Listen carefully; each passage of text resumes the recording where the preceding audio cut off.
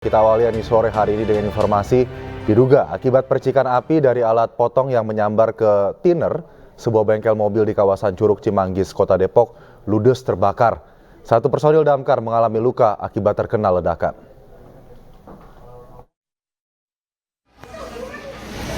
Kebakar.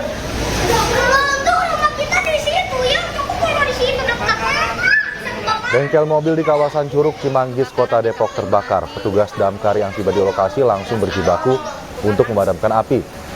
Sulitnya sumber air dan akses jalan yang sempit membuat proses pemadaman terkendala. Selain bengkel, 2 unit mobil juga ikut terbakar akibat peristiwa ini. Sementara 1 orang personil damkar mengalami luka akibat terkena ledakan saat kebakaran. 8 unit mobil damkar dikerahkan untuk padamkan api, sementara kerugian ditaksir mencapai ratusan juta rupiah.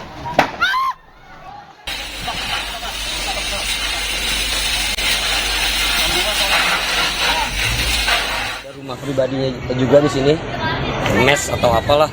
Tadi dia beli keterangan, sementara ini dugaannya karena ada pekerja yang ngegerinda dan percikannya langsung nyamber ke bahan bakar. Pemirsa, pasca kebakaran ratusan rumah di Manggarai, Jakarta Selatan, ribuan warga terpaksa mengungsi ke sejumlah posko. Pemprov DKI Jakarta menyiapkan 5 posko pengungsian untuk para korban.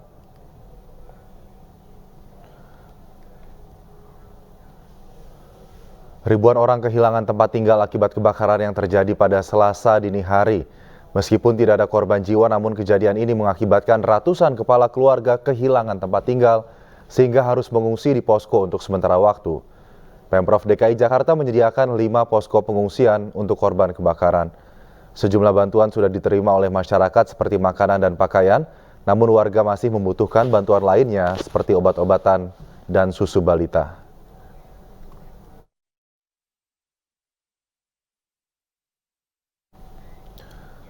Ya, pasca kebakaran yang melanda ratusan rumah di pemukiman padat penduduk di Jalan Remaja 5, Kelurahan Manggarai, Jakarta Selatan, ribuan warga terpaksa mengungsi ke sejumlah posko. Pemda DKI Jakarta menyediakan 5 posko pengungsian bagi para korban.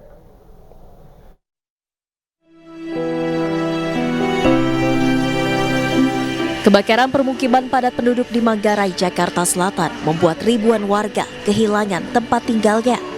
Berdasarkan data terakhir BPBD, sebanyak 3.332 jiwa terdampak akibat kebakaran besar pada Selasa dini hari lalu. Warga terdampak kebakaran pun harus mengungsi di sejumlah posko yang telah disiapkan untuk sementara waktu. Posko pengungsian tersebar di 5 titik, antara lain posko pengungsian RW 06 dan RW 12, posko kereta api bandara, posko SDN 05, posko Pasaraya Manggarai, dan posko Masjid Budi Asih. Sejumlah bantuan diterima masyarakat, antara lain makanan dan pakaian. Namun warga masih membutuhkan bantuan lainnya seperti obat-obatan dan susu balita. Kalau susu sama sekali belum ada. Kalau Pampers alhamdulillah udah ada. Tapi kan paling cuma untuk berapa hari. Itu susu bayi yang belum. Karena balita kita di sini ada 40-an. Ada 40, kami udah mencatatnya ke balita doang. Untuk balita. Susu yang terutama susu sama sekali belum masuk. Pasca kebakaran menghanguskan permukiman mereka, warga kini berharap diberikan tempat tinggal sementara dan bantuan bahan bangunan untuk membangun kembali rumah mereka. Dari Jakarta, Elsy Casey, Ilham Zarkasi, iNews melaporkan. Kembali di iNews Sore, masih bersama saya Aldi Hawari. Pemirsa, hari ini Ketua Umum DPP PDI Perjuangan mengumumkan 305 bakal calon kepala daerah di Pilkada Serentak 2024. PDI Perjuangan telah pastikan usung Edi Rahmayadi untuk bertarung di Sumatera Utara melawan Bobi Nasution. Pengumuman dilakukan di kantor DPP PDI Perjuangan di Jalan Diponegoro, Jakarta. Acara dipimpin langsung oleh Ketua Umum PDI Perjuangan, Megawati Soekarno Putri. Dalam keterangannya, PDI telah pastikan usung Edi Rahmayadi untuk bertarung di Sumatera Utara melawan Bobi Nasution. Selain Sumut, ada 305 kepala daerah lainnya yang akan diumumkan, namun hingga kini PDIP belum umumkan calonnya di kota-kota besar Pulau Jawa.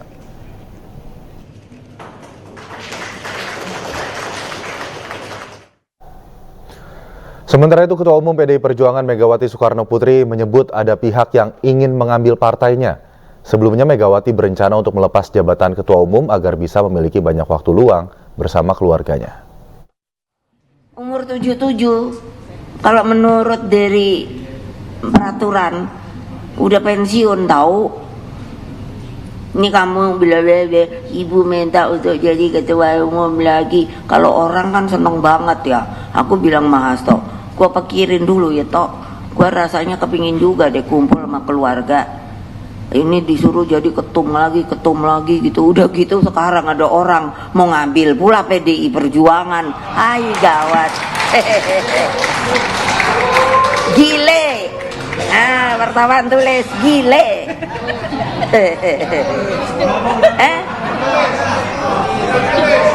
Apa?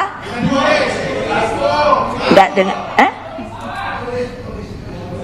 Ya bilang tuh Adian nih wartawan adik-adik kamu nih melempem semua.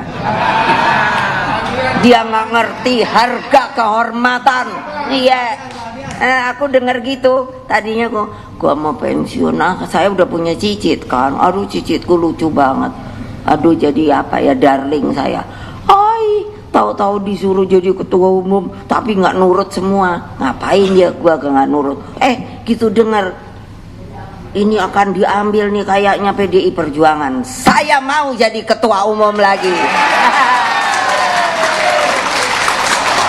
Keren apa enggak? Ayo.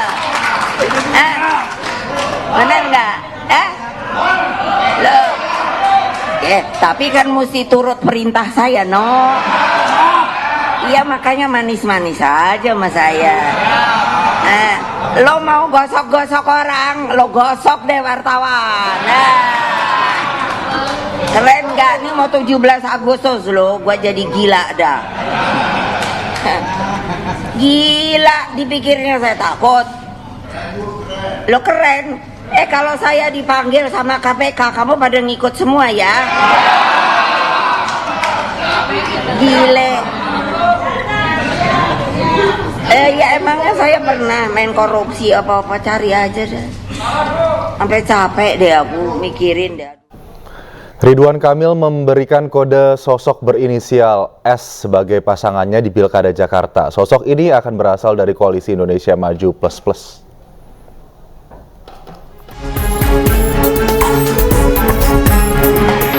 Bakal calon gubernur Jakarta Ridwan Kamil mulai membuka sosok yang akan maju menemani dirinya di Pilkada Jakarta.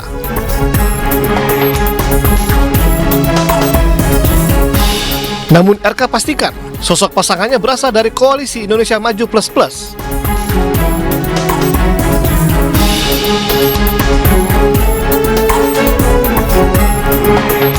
Sosok ini kemungkinan besar berasal dari PKS. Hal ini disampaikan oleh politisi Partai Amanat Nasional Derajat Wibowo. Derajat menyebutkan banyak tokoh PKS yang berinisial S.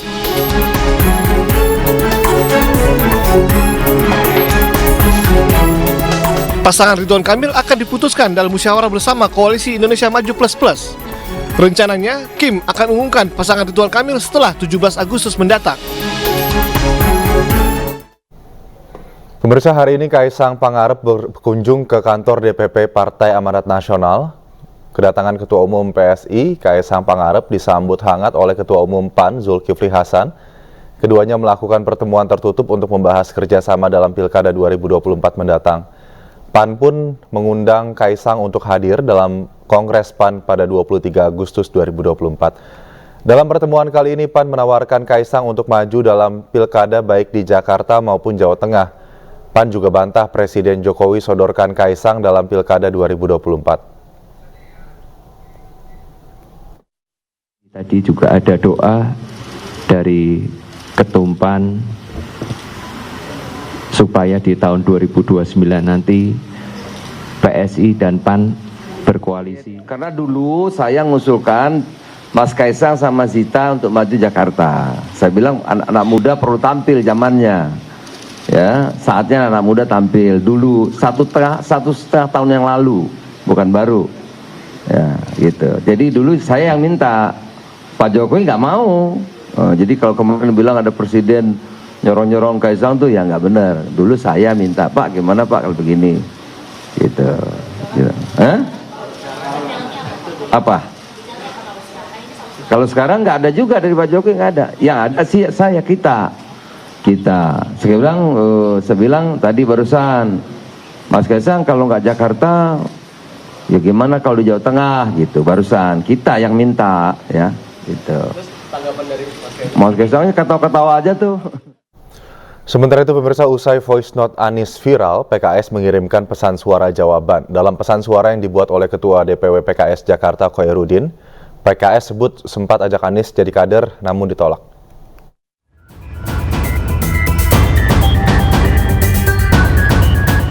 Hubungan Anies dengan PKS semakin memanas. Pesan suara PKS menjawab pesan suara Anies pun beredar di media sosial. Dalam pesan suara ini, PKS klarifikasi soal batas waktu 4 Agustus.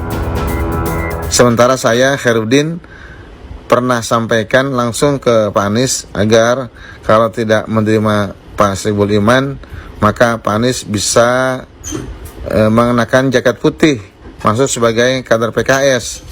Jadi nanti sebagai calon gubernur dari PKS, sehingga bisa mengambil calon wakil gubernur dari luar PKS.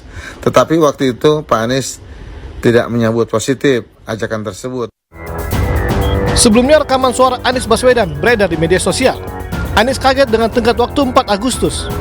Anies juga klarifikasi bahwa tidak ada pembahasan soal adanya batasan 40 hari untuk mencari dukungan partai. Sama sekali kita tidak membahas soal 40 hari dan lain-lain. Nah, cuma saya kaget aja mendengar jubir-jubir PKS di media mengatakan tenggat waktu 40 hari, lalu deadline 4 Agustus sebagai deadline dari partai lain. Mengapa kaget? Karena memang tidak pernah dibahas ya. Dan setahu saya memang tidak pernah ada deadline soal SK dari partai lain. Yang ada adalah soal apakah setuju dengan Pak MSI sebagai pasangan. Dan itu juga seperti saya bilang tadi ya Pak, sudah disampaikan 31 Juli, 4 hari lebih awal dari yang diminta. Pernyataan terkait batas waktu bermula dari jubir PKS, Muhammad Khalid. Menurutnya, PKS telah memberikan batas waktu kepada Anies Baswedan untuk mencari rekan koalisi pada Pilkada Jakarta 2024. Namun hingga kini, tak kunjung adanya rekan koalisi. Akibatnya, Anies dan PKS terancam gagal berkontestasi pada Pilkada Jakarta. Padahal PKS adalah partai dengan kursi terbanyak di DPRD Jakarta saat ini. Sementara di sisi lain, Golkar yang tergabung dalam Koalisi Indonesia Maju telah mengusung Ridwan Kamil sebagai bakal calon gubernur di Pilkada Jakarta. Tim Liputan iNews melaporkan. Pemirsa, Agus Gumiwang ditunjuk sebagai PLT Ketua Umum Partai Golkar. Penunjukan Agus dilakukan usai rapat pleno 2 hari setelah Erlangga Hartarto mundur dari jabatan Ketua Umum Golkar.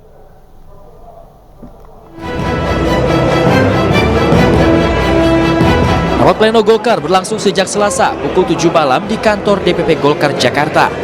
Dalam rapat ini, Golkar menunjuk Agus Gumiwang sebagai PLT Ketua Umum menggantikan Erlangga Hartarto.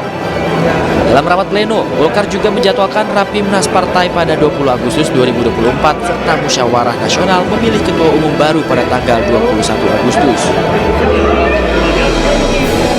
Saya diberikan amanah untuk memimpin Partai Golkar sebagai PLT Ketua Umum Partai Golkar, dan tugas utama saya sebagai PLT Ketua Umum Partai Golkar adalah mengantarkan Golkar menuju Rapimnas dan Munas ke-11 Partai Golkar.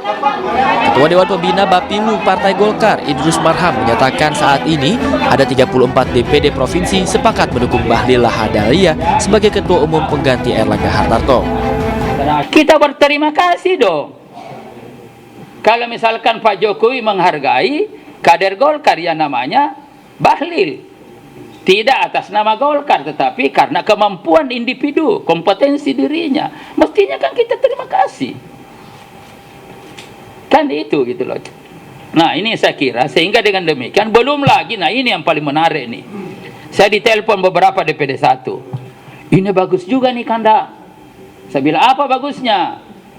Ini kan ada suasana kebatinan yang terbangun dari bawah. Mestinya ke depan ini yang menjadi muncul sebagai calon-calon ketua umum yang harus pernah memimpin daerah.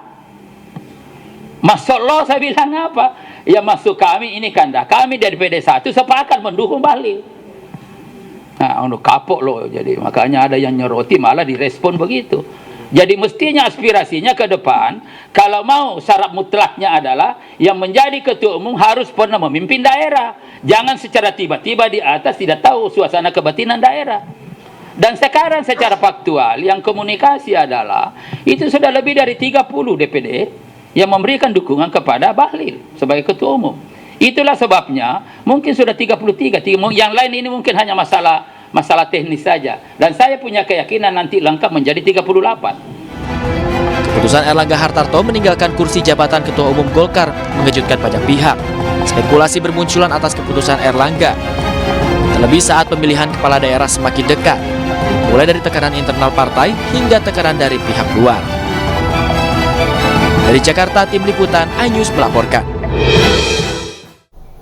Pemirsa, mundurnya Erlangga Hartarto dari jabatan Ketua Umum Partai Golkar masih menimbulkan tanda tanya besar. Benarkah Erlangga mundur karena skema yang telah dirancang sedemikian rupa?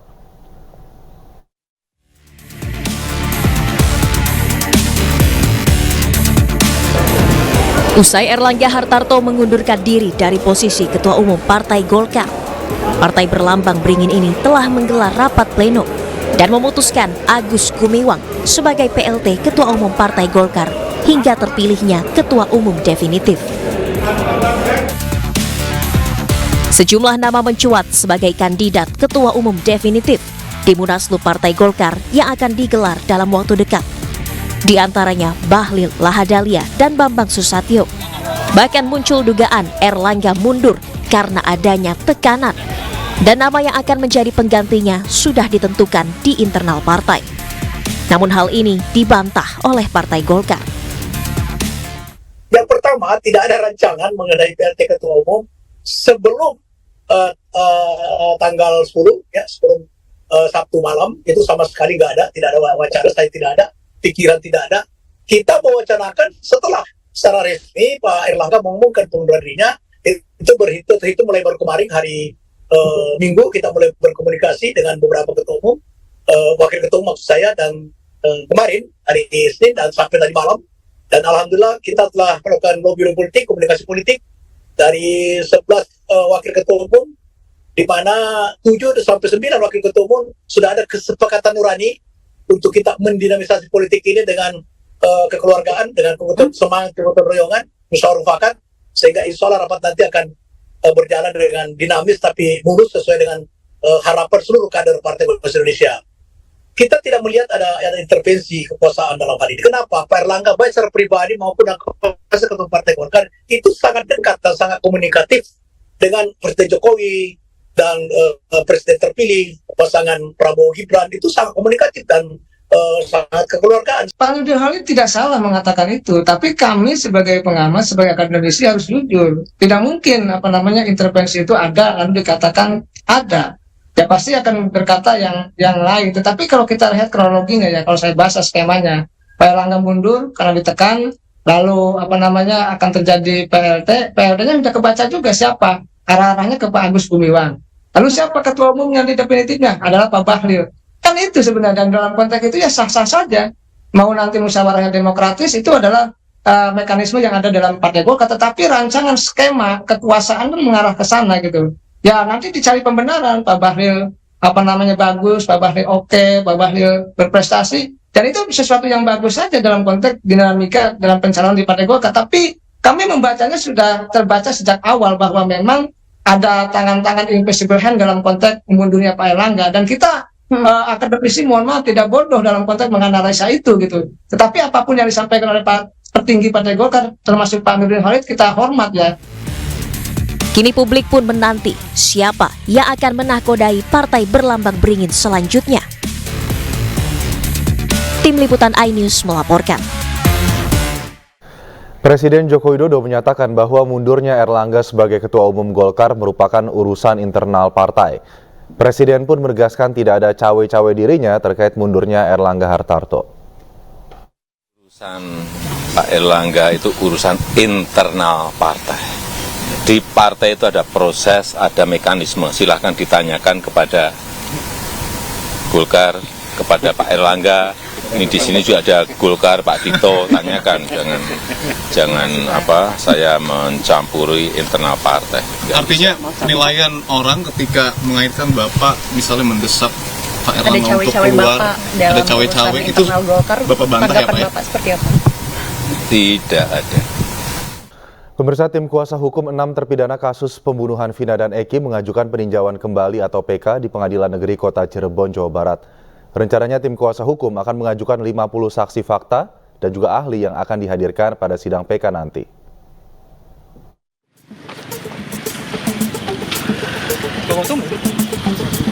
Tim kuasa hukum ke-6 terpidana kasus pembunuhan Vina dan Eki mendatangi Pengadilan Negeri Kota Cirebon untuk mengajukan peninjauan kembali atau PK.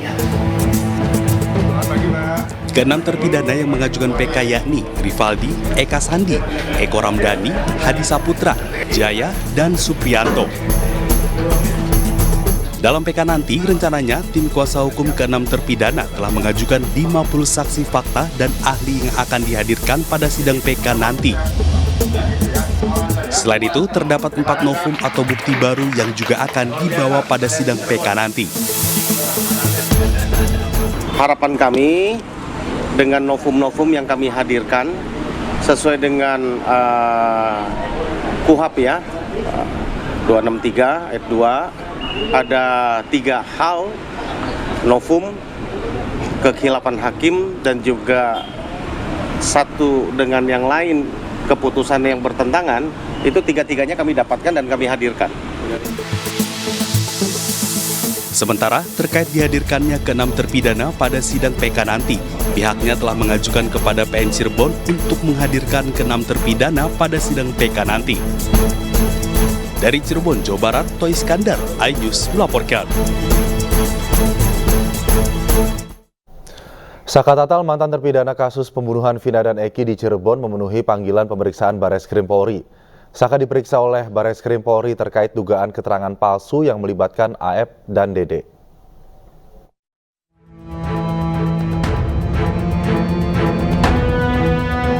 Saka Tatal tiba di gedung Bareskrim Selasa siang. Selain tim pengacara, Saka juga didampingi Lembaga Pelindungan Saksi dan Korban atau LPSK.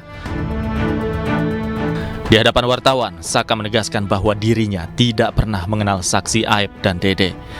Dirinya juga membantah disebut berada di lokasi kejadian tempat Vina dan Eki ditemukan. Sementara itu, Farhad Abbas mengungkapkan pada pemeriksaan ini timnya membawa sejumlah bukti, yaitu berkas tahun 2016 yang lalu. Salah satunya bukti percakapan telepon antara Widi dan Vina sebelum kematian Vina. Termasuk bukti percakapan telepon antara Widi dan Vina sebelum kematian. Artinya dengan ada bukti tersebut kita bisa pastikan bahwa tidak ada peristiwa di belakang showroom itu. Tidak ada, ya Saka ya? Ya. Sebelumnya Aep dan Dede dilaporkan tim kuasa hukum Saka Tatal terkait kesaksian palsu dalam kasus pembunuhan Vina dan Eki. Dari Jakarta, tim liputan iNews melaporkan. Beralih ke informasi lain, mantan Kadis ESDM Bangka Belitung Supianto menjadi tersangka baru dalam kasus korupsi komoditas timah di wilayah izin usaha pertambangan atau IUP. Saat digiring menuju mobil tahanan, Supianto menangis dan mengaku dirinya tak bersalah. Pak, kenapa Pak nangis Pak? Kok sedih Pak? Saya nggak salah, saya tidak salah. Kenapa Pak? Kok nangis Pak? Salah siapa Pak? Mantan Kadis ESDM Bangka Belitung Supianto menangis saat digiring menuju mobil tahanan usai ditetapkan sebagai tersangka dalam kasus korupsi komoditas timah. Penetapan tersangka dan juga penahanan selama 20 hari ke depan dilakukan usai penyidik dari Jaksa Muda Pidana Khusus menemukan bukti permulaan yang cukup. Kapus Penkum Kejaksaan Agung Harli Siregar menyatakan Supianto berperan melakukan pemufakatan jahat dengan pihak lain dalam penyusunan rencana kerja dan anggaran biaya. menemukan bukti permulaan yang cukup terkait soal keterlibatan saudara SPT dalam perkara ini, sehingga telah dilakukan gelar perkara, maka penyidik berketetapan menetapkan SPT sebagai tersangka. Dalam kasus korupsi timah ini, penyidik Kejaksaan Agung telah menetapkan total 23 tersangka dalam kasus korupsi tata niaga komoditas timah, wilayah izin usaha pertambangan atau IUPT Timah Tbk tahun 2015 hingga 2022. Sebagian tersangka kini mulai disidangkan. Kerugian negara dalam kasus ini mencapai 300 triliun rupiah. Sebagian kerugian disebabkan oleh rusaknya ekosistem. Dari Jakarta Selatan, Denhelmi Sajangpati, iNews melaporkan. Pemirsa, suami aktris Sandra Dewi, Harvey Muiz, menjalani sidang perdana dalam kasus dugaan korupsi pengelolaan tata niaga komoditas timah di Pengadilan Tipikor, Jakarta Pusat. Harvey Muiz tiba di ruang sidang utama Pengadilan Tindak Pidana Korupsi Jakarta Pusat pada Rabu pagi. Dalam sidang perdana ini, Jaksa Penuntut Umum Kejaksaan Agung RI membacakan surat dakwaan terhadap Harvey atas kasus dugaan korupsi pengelolaan tata niaga komoditas timah di wilayah izin usaha pertambangan PT Timah Tbk tahun 2015 hingga 2022. Dalam surat dakwaan, jaksa menyebut tindak korupsi yang dilakukan Harvey Muiz merugikan keuangan negara hingga mencapai 300 triliun rupiah. Tak hanya itu, tindak korupsi ini juga telah memperkaya Harvey Muiz sebesar 420 miliar rupiah. Dan atas dakwaan tersebut, Harvey menyatakan tidak mengajukan keberatan atau eksepsi, dan sidang pun akan dilanjutkan dengan agenda pembuktian dari JPU pada Kamis pekan depan. Terkait terdakwa Harvey Muiz dan Helena setidak-tidaknya 420 miliar rupiah yang merugikan keuangan negara sebesar 300 triliun 3 miliar 263.938. Kami ulangi, 3 triliun 3 miliar 263.938.131 rupiah dan 14 sen berdasarkan laporan hasil audit perhitungan kerugian negara perkara dugaan tindak pidana korupsi tata niaga komoditas timah di wilayah izin usaha pertambangan atau IUPT Timah Tbk tahun 2015 sampai dengan tahun 2022 nomor PE 04.03/S/5222/D5/03/2024 tanggal 28 Mei 2024 dari Badan Pengawasan Keuangan dan Pembangunan Republik Indonesia atau BPKRI.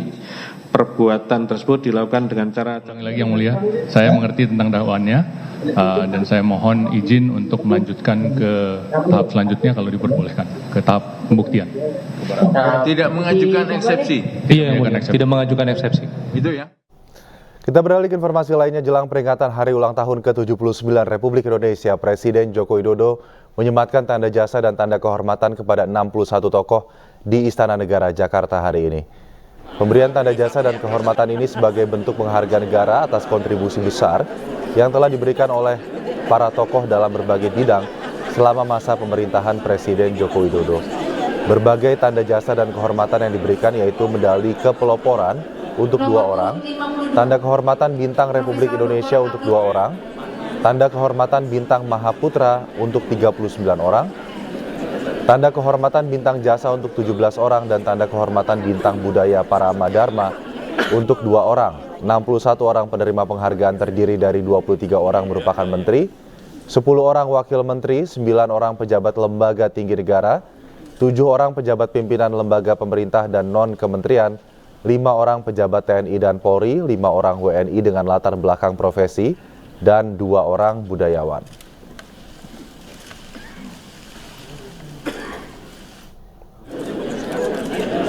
Sementara itu, pemirsa, salah satu tokoh yang mendapat kehormatan Bintang Jasa Utama adalah Wakil Menteri Pariwisata dan Ekonomi Kreatif, Angela Tanusudibio. Angela diberikan tanda jasa dan kehormatan Bintang Jasa Utama dari Presiden Joko Widodo di Istana Negara Jakarta hari ini. Angela berkontribusi di bidang pariwisata dan ekonomi kreatif selama masa pemerintahan Presiden Joko Widodo. 61 tokoh-tokoh Indonesia mendapatkan tanda jasa dan kehormatan dari Presiden, di mana Wakil Menteri Pariwisata dan Ekonomi Kreatif Angela Tanu Sudibyo turut hadir di Istana Negara dan mengikuti prosesi pemberian kehormatan.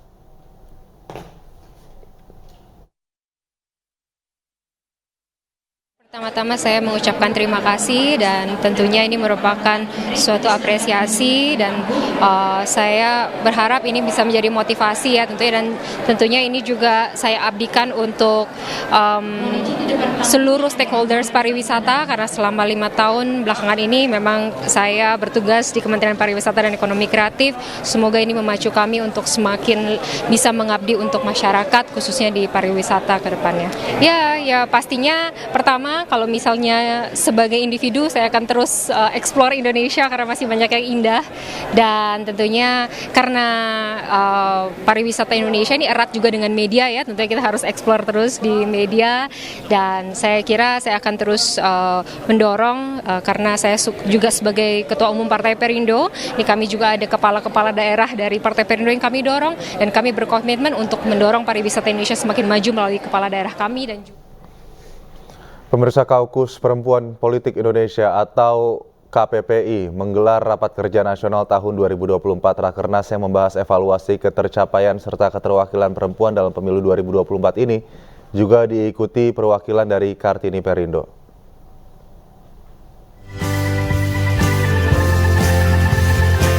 Bekerjasama dengan MPR RI, Kaukus Perempuan Politik Indonesia KPPI menggelar Rapat Kerja Nasional di salah satu hotel di Jakarta. Mengusung tema Semangat dan Peran Kaukus Perempuan Politik Indonesia dalam Transisi Politik 2024. Ajang ini membahas keterwakilan perempuan dalam pemilu 2024. Kartini Perindo yang hadir dalam Rakernas ini juga menyuarakan keadilan dan kesetaraan gender dalam dunia politik Indonesia. Kita melaksanakan Rakernas di tahun 2024 membahas isu-isu penting. Yang pertama adalah tentang sistem demokrasi, di mana sistem demokrasi kita untuk keperpihakan terhadap perempuan itu masih sangat jauh.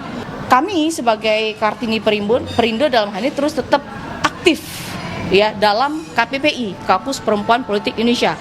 Karena ini merupakan suatu wadah yang sangat penting sekali bagi perempuan di seluruh Indonesia ya, khususnya untuk mengawal keadilan dan kesejahteraan gender. Rakernas KPPI 2024 menjadi momentum evaluasi terhadap keterwakilan perempuan dalam Pilpres dan Pileg di 2024. Dari Jakarta, Anissa Septiarani, Aulia Syah Ramadan, iNews melaporkan. Beralih ke informasi lainnya, Presiden Joko Widodo menjajal moda transportasi baru Autonomous Rail Transit atau TRAM otonom di Ibu Kota Nusantara, Kalimantan Timur. Jokowi memastikan kereta otonom siap beroperasi pada peringatan HUT ke-79 RI di IKN. Presiden Jokowi didampingi sejumlah menteri kabinet menaiki tram otonom dari depan Istana Negara IKN menempuh rute yang meliputi beberapa titik penting di kawasan inti pemerintahan Ibu Kota Nusantara. Dengan waktu tempuh sekitar 7 menit saat melintasi rute tersebut, Jokowi menyampaikan bahwa moda transportasi tersebut merupakan komitmen pemerintah menerapkan transportasi berbasis energi hijau di IKN. Tram otonom ini dipastikan siap digunakan pada perayaan HUT ke-79 RI di IKN dan akan dioperasikan untuk melayani antar jemput tamu dan masyarakat yang mengikuti perayaan.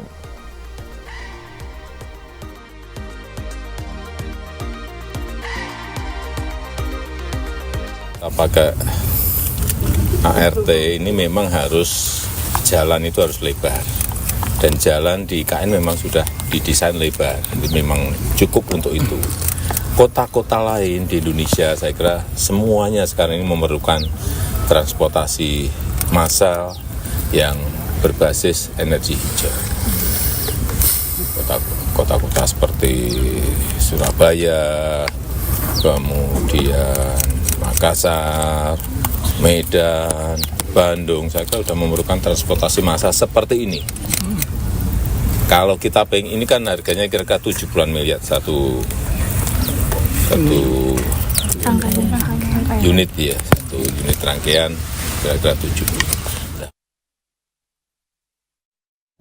Dan Presiden Joko Widodo meresmikan Plaza Seremoni Sumbu Kebangsaan IKN di kawasan Ibu Kota Nusantara, Kalimantan Timur. Pembangunan Plaza Seremoni Sumbu Bangsa merupakan konsep nyata keharmonisan manusia dengan Tuhan, alam, dan sesama. 2, 1.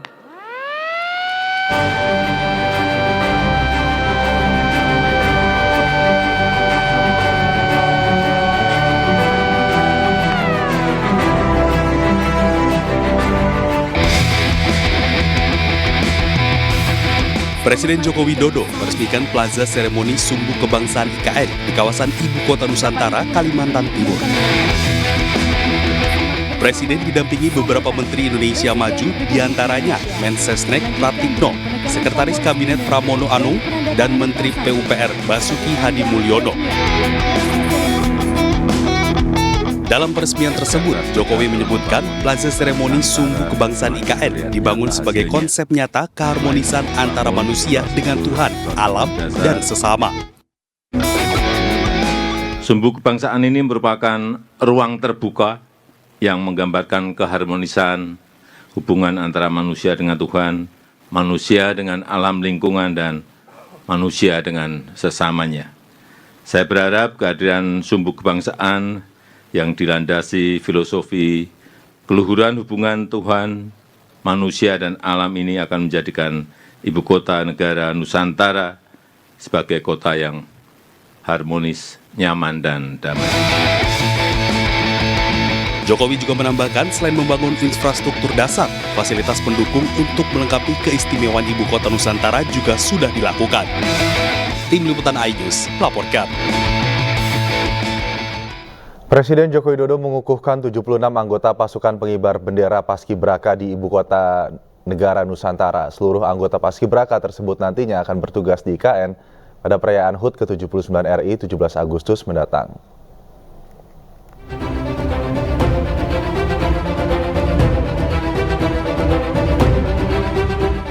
Menjelang upacara HUT ke-79 Republik Indonesia, Presiden Joko Widodo mengukuhkan 76 anggota Paskibraka yang akan bertugas dalam upacara di Istana Negara IKN. Upacara dimulai dengan lagu Indonesia Raya yang diikuti dengan pembacaan ikrar putra-putri Indonesia. Bernegara satu, Negara Kesatuan Republik Indonesia. Presiden Jokowi bertindak selaku pembina upacara. Sementara itu bertindak selaku pemimpin upacara, yaitu Violeta Agrika Sianturi, anggota Paskibraka 2024 dari Provinsi Sumatera Utara. Pemirsa, menjelang peringatan Hari Ulang Tahun ke-79 Republik Indonesia, Presiden Joko Widodo menyematkan tanda jasa dan tanda kehormatan kepada 61 tokoh di Istana Negara Jakarta hari ini. Pemberian tanda jasa dan kehormatan ini sebagai bentuk penghargaan negara atas kontribusi besar yang telah diberikan para tokoh dalam berbagai bidang selama masa pemerintahan Presiden Joko Widodo.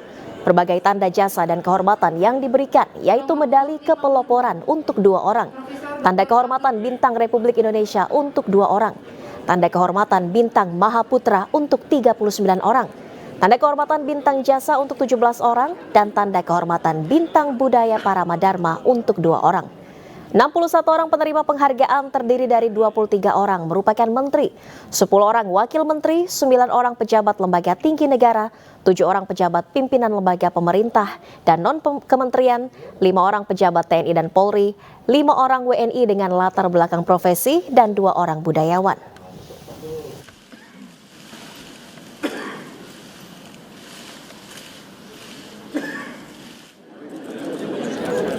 Dan pemirsa, salah satu tokoh yang mendapat kehormatan Bintang Jasa Utama adalah Wakil Menteri Pariwisata dan Ekonomi Kreatif Angela Tanusudibio. Angela diberikan tanda jasa dan kehormatan Bintang Jasa Utama dari Presiden Joko Widodo di Istana Negara Jakarta hari ini. Angela berkontribusi di bidang pariwisata dan ekonomi kreatif selama masa pemerintahan Presiden Joko Widodo. 61 tokoh-tokoh Indonesia mendapatkan tanda jasa dan kehormatan dari Presiden, di mana Wakil Menteri Pariwisata dan Ekonomi Kreatif Angela Tanusudibio turut hadir di Istana Negara dan mengikuti prosesi pemberian kehormatan.